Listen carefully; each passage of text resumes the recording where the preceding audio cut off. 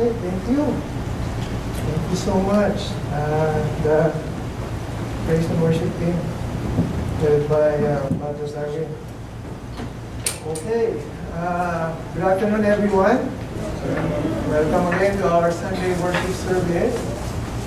It's the first Sunday of the month, and it's the first Sunday of the year, right? So it's basically our first worship together for 2025. It's January 5, and just a few days ago we were anticipating and we're excited to welcome the new year.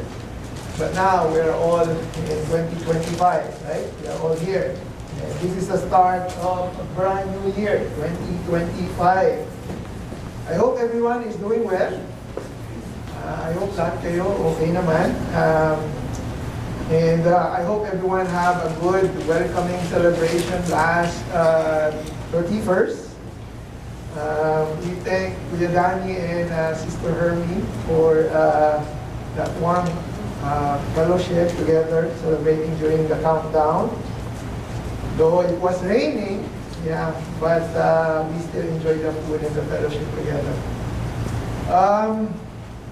Maybe some of us still have some hangover or some food. So hopefully na-stretch out na ng konti yung mga food intake. And again, as I've said, it's a brand new month. It's a brand new year. And as always, for a brand new month, we always have a new theme. Okay? And for today, what a better way to start but the theme of encouragement. Okay?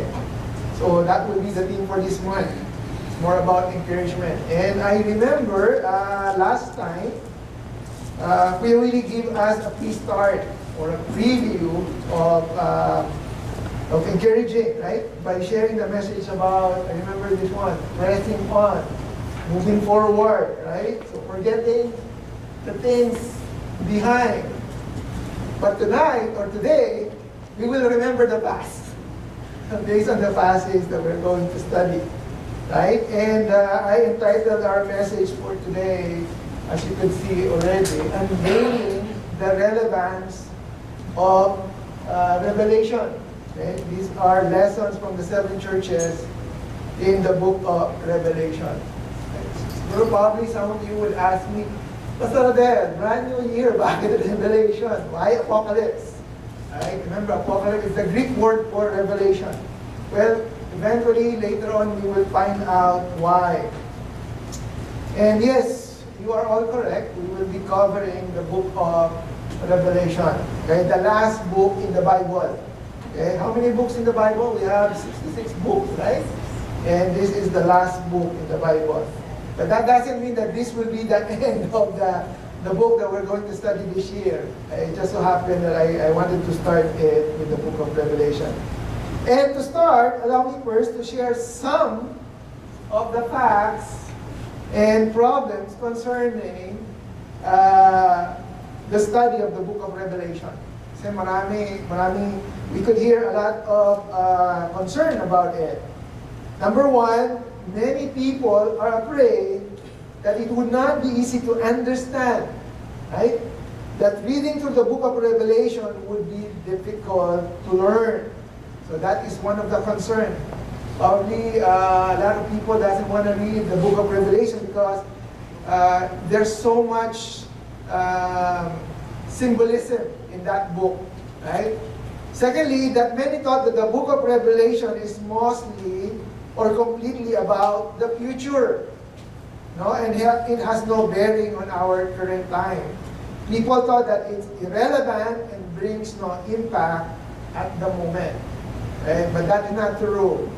Every book in the Bible is relevant for us today. And the third point is that others, they are afraid and uncomfortable to see the things that might take place in the future. And that's the reason why they try to avoid reading it. Because they don't want to see what is going to happen, okay, in the later time. Usually when people mention the book of Revelation, they immediately think about judgment, right? And without a doubt, it's really true that much judgment that are about to occur are mentioned in the book of Revelation. Okay? However, if we are going to study closely, Revelation does not end with judgment. Rather, it provides a striking bookend for the entire Bible, which begins in paradise and eventually it will end also in paradise. Okay? And more than judgment on the evildoers, Revelation is a book about hope. Okay? So, and that is one of the reasons why we should study it. You know, someone might ask, right, why study the book of Revelation? Why the book of Revelation?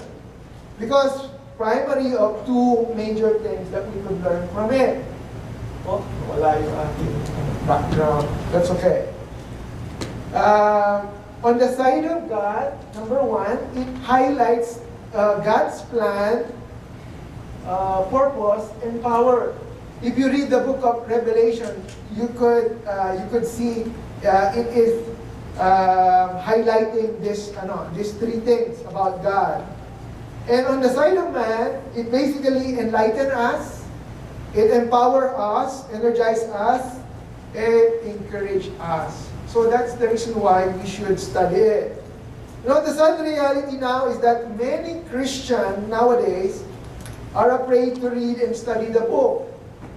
And this is very unfortunate, especially because it's the only book in the Bible that said or that promised blessing to those who read it.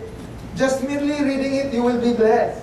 Look at this verse on verse 3, chapter 1. It says there, blessed is the one who reads and those who hear the words of the prophecy and keep the things which are written on it. Okay? So if you want to be blessed, let's read and study it, right?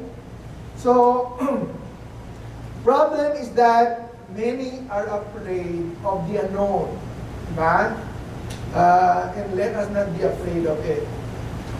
Why you don't want to read the book of Revelation? Because you don't want to, you are afraid sometimes of the things that you don't understand. But reasonably speaking, it's better to be afraid of the known than the unknown. Diba? Kumbaga if we're going to think about it, I think it's better to be afraid of something that you know rather than something that you are not aware of. Right? So, but again, the book of Revelation is something that we should not be afraid of. If we study it closely, we would learn many good things about it. And that is the goal for today. Okay? For us to see those things which actually address those negative facts we mentioned. Remember, there is a saying, wrong belief leads to wrong action, and wrong action leads us to bad consequence. Right? And that is the reason why we study. If we don't study, we will not know. And if we don't know, then it will lead us to wrong consequence. Right? So, the starting question now is, what is the book of Revelation all about? Parang mas madami kayo dito kaysa dito. There's more people here than here. That's okay. So, what is the book of Revelation is all about? And the best way to answer that, number one, first to understand some background about it. Let's try to discuss some background about the book of Revelation. Before we jump into our main text, I want you to understand the book of Revelation first, because this will give us some better perspective on understanding the book. Okay, let's talk about the timeline. Now, about 65 years after the death and the resurrection of the Lord Jesus, so 65 years after that, most people who knew Him personally at that time, they were all dead. Remember, 65 years after the death of the Lord Jesus Christ and the resurrection, most likely those people are already old, or some of them already passed away, right? And at that time, mostly the people who are living are the second generation Christian, meaning their kids, their daughters, they're the one who are already grown up, and they are the one who is living on the area, on Israel, right? And this is how it looks during AD 65 years after the death of the Lord Jesus Christ, the death and the resurrection. Remember, the life continues, right? And this is Roman Empire during that time. Because sometimes we think about after the death of the Lord Jesus Christ, there's no building, there's no infrastructure. But look at it, AD 65, there's already infrastructure. Right? Kasi akala natin primitive pa rin. Mga bundok lang, it's only mountains and valleys. No, they're already structured. Okay? And these are during the time of the Roman Empire. Remember what's the time? What's the date? Timeline? AD 65. The gospel that asserts that Jesus Christ is the King of the world and is coming back soon to claim His dominion were all spread out at that time. The message about the gospel has been heard by most of the people during that time. But this is the problem. The Lord Jesus Christ is not coming back yet during that time. He haven't returned even up to us now, right? Years have passed and yet He hasn't come. Now, a madman has become an emperor of Rome. Okay? And this is his name. Come on. Ayaw. Come on. Very good. Mahilig ko lang siya lang. Ayaw gumana na natin. Later. There you go. 1895, okay? After 30 years, there is this Roman emperor. His name is Domitian. Okay, who is this Roman emperor? Actually, this Roman emperor actually believes, the poet praises, that he is God incarnate. He likes to be addressed as our Lord, our God. Okay? Parang he wants to be called to be Lord and God. Okay? Domitian officially gave himself the title Dominus et Deus. Okay? Dominus et Deus. And the meaning is Lord and God. That was the meaning of Dominus et Deus. His first act as an emperor was the deification of his brother Titus. Deification meaning making them God. But from the word deity. To make a person divine, yun yung kanyang first, what do you call that? His first act, o yung kanyang unang inutos, right? He has decreed that anyone who holds public office, anyone who testifies in court, which practically everyone, must offer a pinch of incense to the emperor's guardian spirit and declare Caesar is Lord. Okay, so what are you trying to say, Pastor Abel? What I'm trying to say is that during that time, besides idolatry, besides the worship of Zeus and the other goddess, Venus and whoever their goddess before, besides that, they introduced worship of emperor. So not only those mythical goddess or gods, they also introduce worship of Roman emperors. And he is the one who introduced that idea, that concept, Emperor Domitian. Sino ba to who is this Emperor Domitian? Emperor Domitian is the emperor during the time when Apostle John was exiled in Patmos. During the time that they were executing the Christians. It says here that if a person refuses to worship an emperor, look at this, he might lose his job, his home, and even his life. Christians during his time were subjected to public ridicule, economic boycott, imprisonment, exile, or even death. Meaning, when you don't worship the emperor during that time, you could be sentenced to death or to die. Right? And that is the situation of the Christians during that time. And that was AD 95. There was a church persecution during that time. Not only the worship of the emperor, another problem that arises for the Christians during those times is that there is a problem within or inside the church as well. Some members are gaining control and wanting to twist the gospel to accommodate and to suit themselves. So the original message about the gospel, about the Lord Jesus Christ, some people are trying to twist it so that it could benefit those people who are teaching it. False teachers are becoming rampant. Okay? So that is the situation during that time. And just like what I mentioned, along that same year, Apostle John, who was one of the 12 disciples, I think he was the last disciples, siya yung huling disciple that was executed.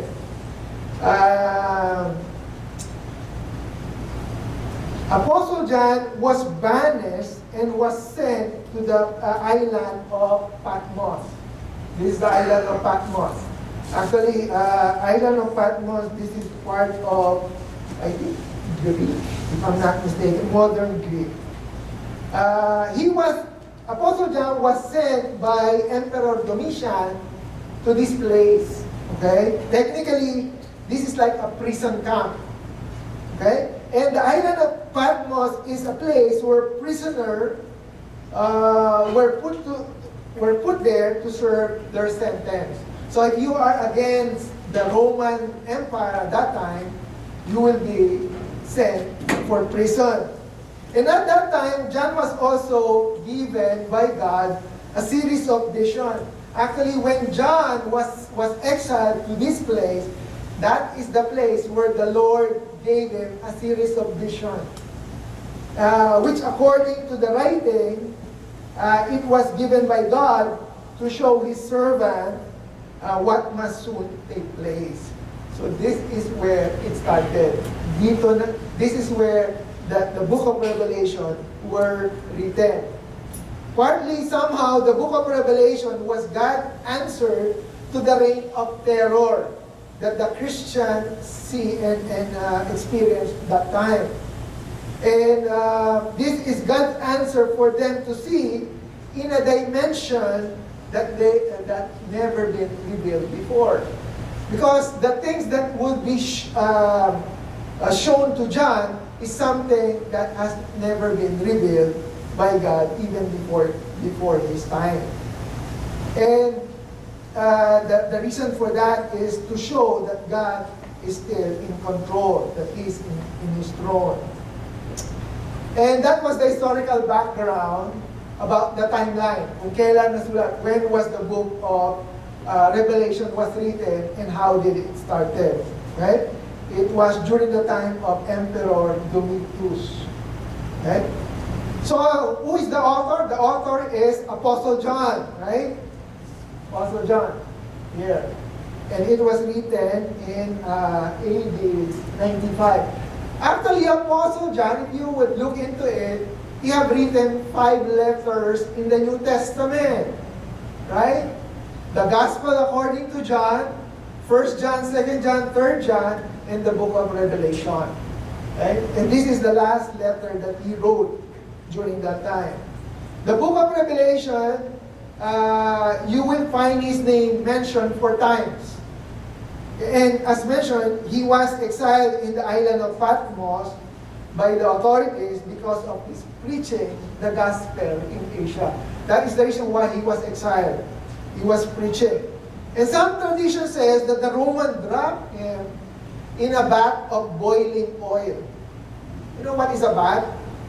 A bath is like a big, like a big base. But hindi, big base. Yung malaking, kawa. Yeah, it's a kawa. It's a boiling oil. He was dropped there, but he never died. And because he never died, he was sent to Patmos instead. Right? So that's how, persecution is happening during Apostle John's time. Okay, about this writing, what's the purpose? The book was written somewhere during AD 65 on his exile, and this writing was primary and purposely addressed para kanino? For whom? For the 7 churches in Asia. The whole entire book of Revelation was addressed for these 7 churches. If you're going to of course, these 7 churches has symbolic meaning as well at the same time. But when you read the book of Revelation, you could read it literally, symbolically, what we call that, historically at the same time. So there are so many ways how you could interpret the book of Revelation. The book of Revelation comes from the Greek word apocalypse. Okay, that's where we derive the same English word apocalypse. And it basically refers to, listen to this is the meaning of apocalypse or revelation. Unveiling or a disclosure of something as yet unknown. So it is like a revealing of something that is kept secret. And this is the title of that book that John is going to work on. The book of Revelation provides the clearest biblical portraits of the events of the tribulation. Okay? We haven't had this yet. Tribulation is something that would happen in the future.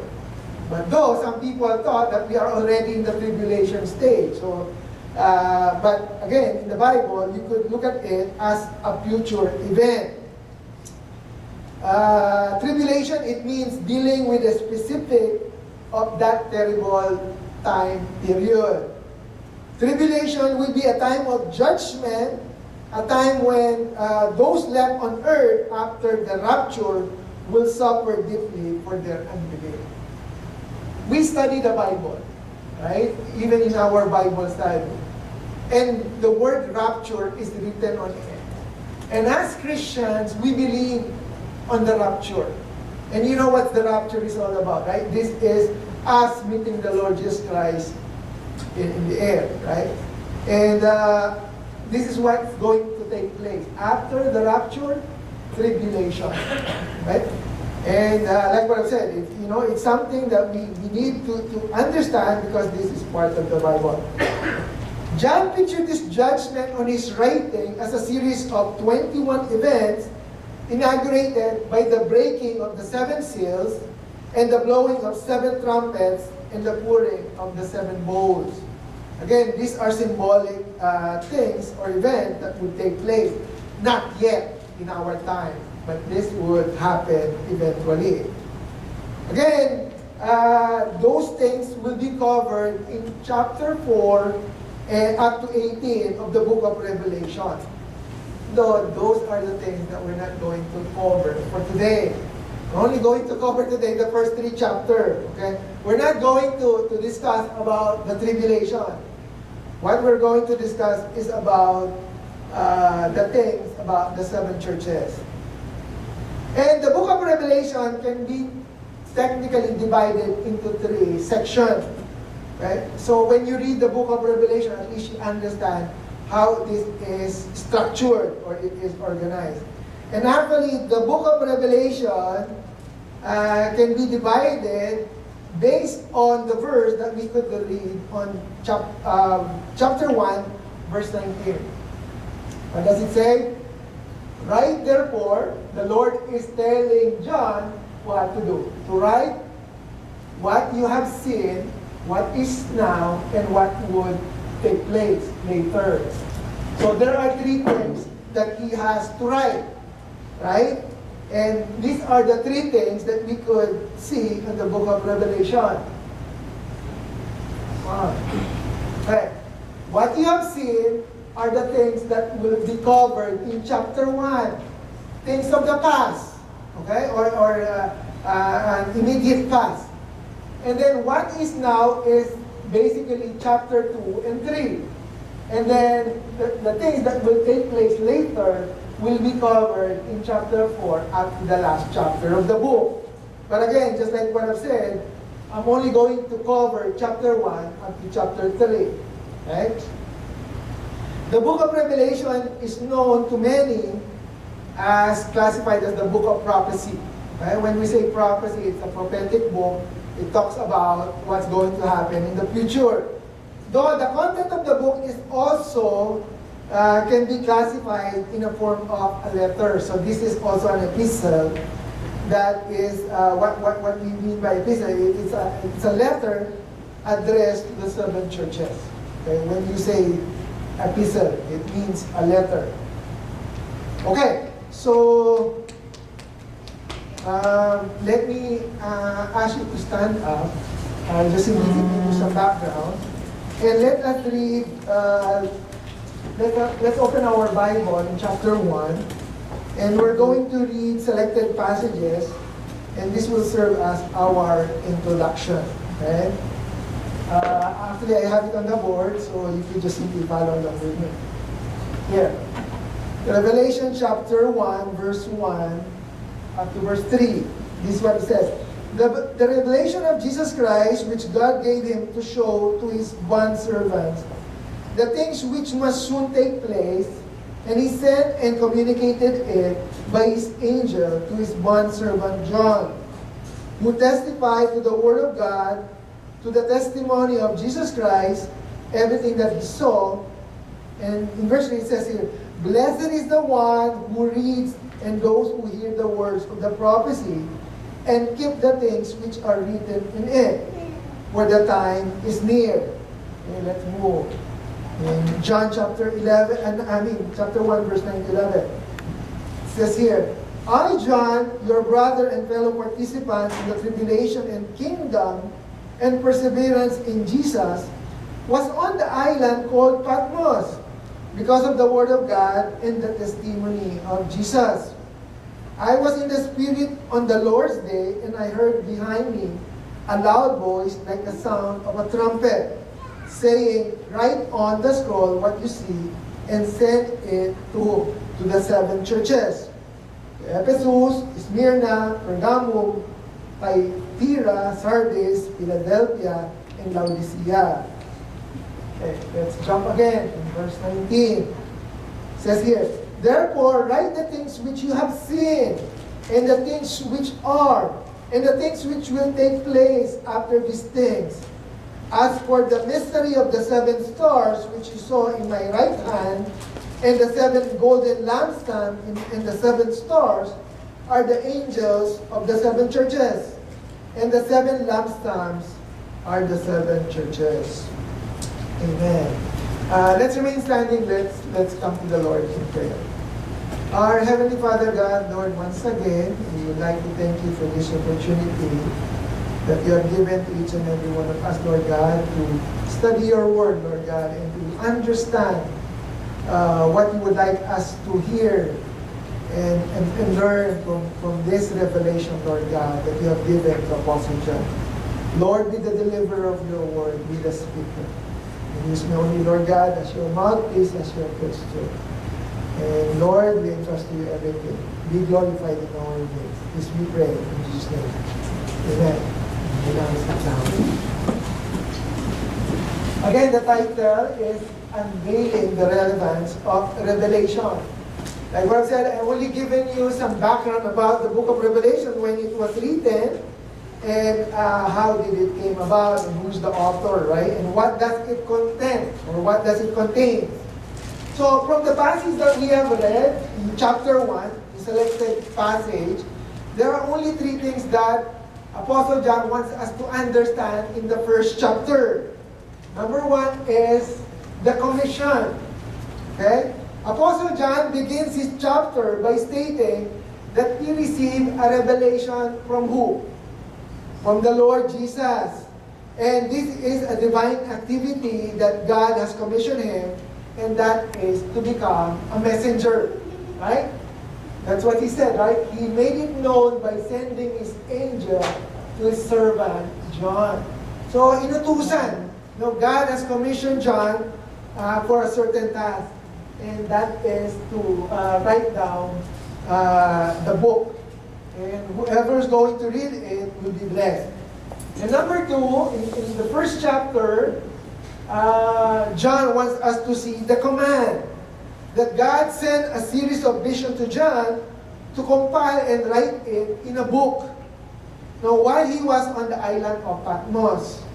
And part of that, the Lord commanded him to write these specific letters to the 7 churches in Asia. And that is something that we will focus later. And so we see the commission, the command, and also the content. The content will be the things that we have seen, things that is happening, and things that will take place later on. So now that somehow we understand, again, the background about the book, and regarding the timeline, and also the introduction of John, I guess we are now ready to our main point. And this is to learn some of the lesson from those letters given to the 7 churches of Revelation. Okay. So those are the 7 churches. Those were the recipient of this letter, of this book. Right? So starting with the church of Ephesus. So ano ba yung sinulat? What is the revelation for the church of Ephesus? I'm just going to read it, and you will just simply follow along with me. This is the letter written specific for Ephesus, the church of Ephesus. And let's try to evaluate, maybe this is also applicable to us. Okay, so verse 1, it says, to the angel of the church in Ephesus, actually, when John wrote that word to the angel, according to some scholar, it is basically addressed to the pastor, okay, or someone who is leading that church. But the title of the angel was given to the one who's leading the church. So this is what it says. The one who holds the 7 stars in his right hand, the one who walks among the 7 golden lampstands, says this, I know your deeds and your labor and perseverance, and that you cannot tolerate evil people, and you put those who call themselves apostles to test, and they are not, and you found them to be false. And you have perseverance and have endured on account of my name and have not become weary. Look at verse 4. But I have this against you, that you have left your first love. Therefore remember from where you have fallen and repent, and do the deeds you did at first. Or else I am coming to you and I will remove your lampstand from its place, unless you repent. But you have this, that you hate the deeds of the Nicolaitans, which I also hate. The one who has ear, let him hear what the Spirit says to the churches. To the one who overcomes, I will grant to eat from the tree of life, which is in the paradise of God. Okay, so this is the letter addressed to the church of Ephesus. And what can we see here? What can we see here? Okay, so that is Ephesus, right? Let me give you some interesting facts about the city of Ephesus.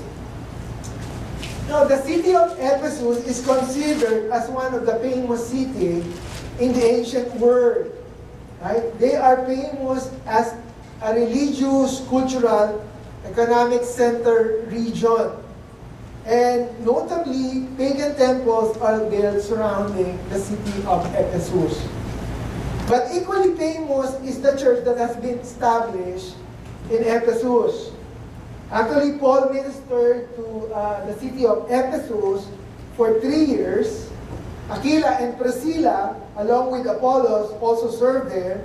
And even Timothy, Paul's associate, also ministered there. Remember, we studied this in the book of Acts. Okay? Who among you attend the Bible study, right? We see that Paul went to the place or the city of Ephesus. But the church in Ephesus was noted, based from this passage that we have read, they were noted that they have demonstrated admirable qualities. No, they were diligent and hardworking. No, they were showing persistence in their ministry. They remained committed to the truth, and they did not shy away from confronting false teacher. Right? So that is their attribute o yung kanilang character. Actually, Jesus commanded them saying here, right? The Lord Jesus Christ said, I know your deeds, your hard work, and your perseverance. My question is, if the Lord will going to describe us, is it going to be the same? Diba sasabihin ng Lord, oh, I know your perseverance. Or probably the Lord will say, oh, I know your laziness. O ano kaya ang sasabihin ng Lord sa atin? Right? Look at what the Lord said to the church of Ephesus. I know that you cannot tolerate wicked people. Is it the same thing? Or the Lord will say, oh, I know that you always compromise. You always give in to temptation. Right? And what else? That you have tested those who claim to be apostles, but are not, and have found them false. What is one of the characteristics of the Ephesus church? They hate false teaching. And I hope this is going to be the same with us.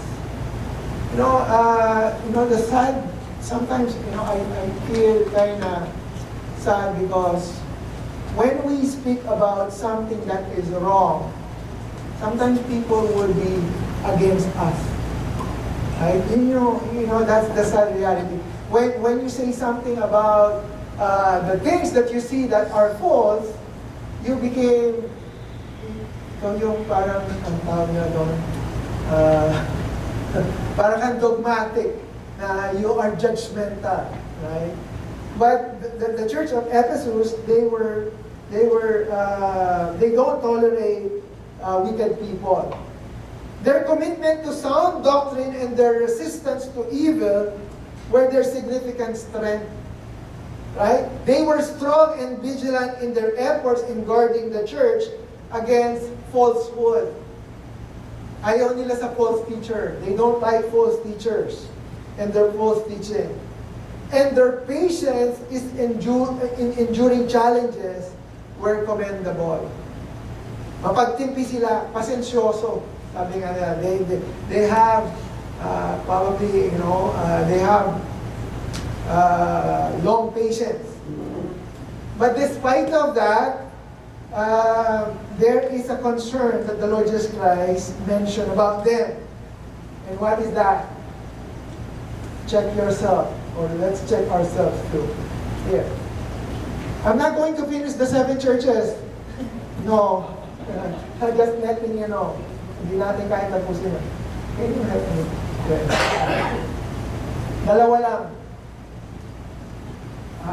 This is the problem on the Ephesian church, or the church of Ephesus. You have left your first love. Now, while their actions were praiseworthy, their passion and love for Christ have faded. Okay?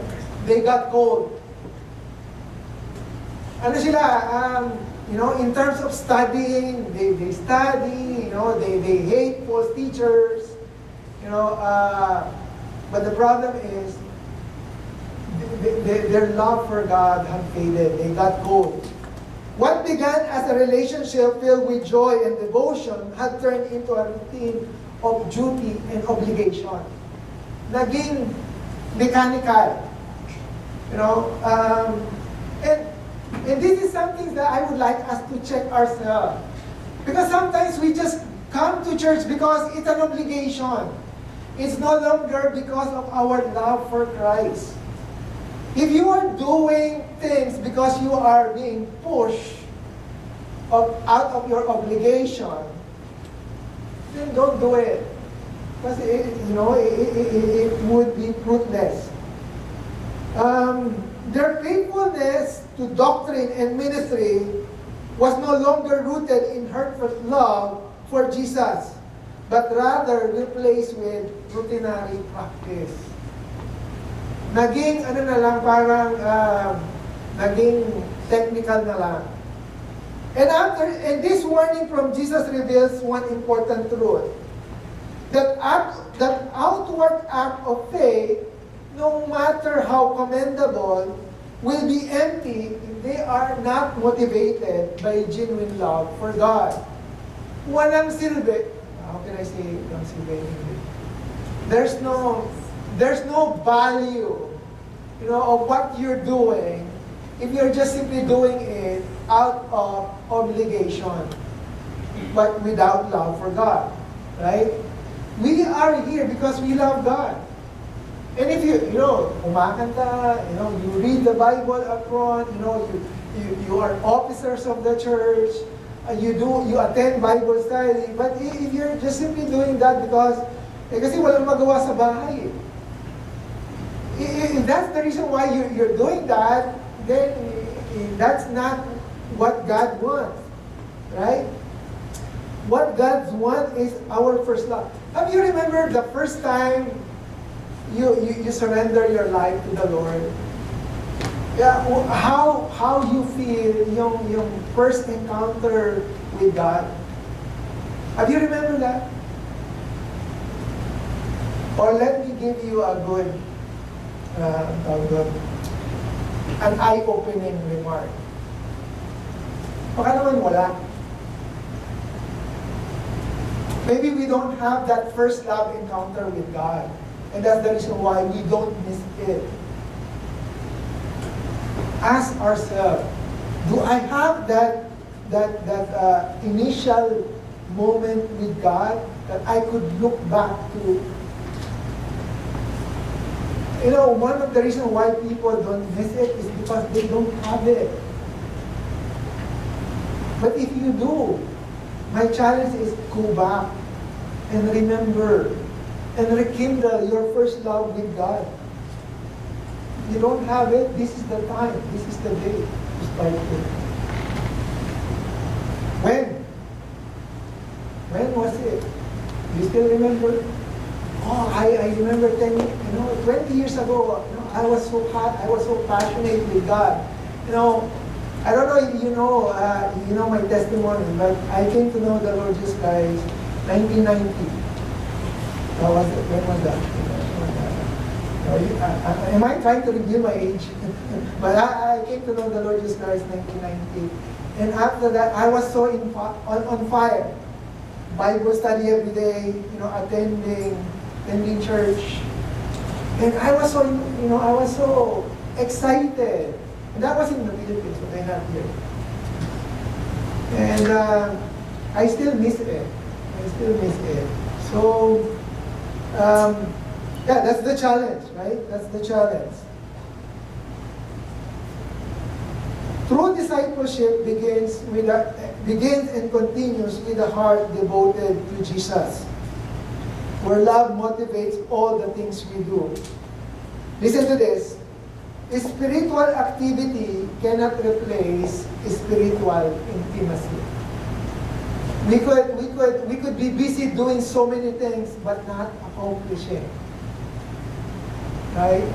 I have attended 20 Bible study last year.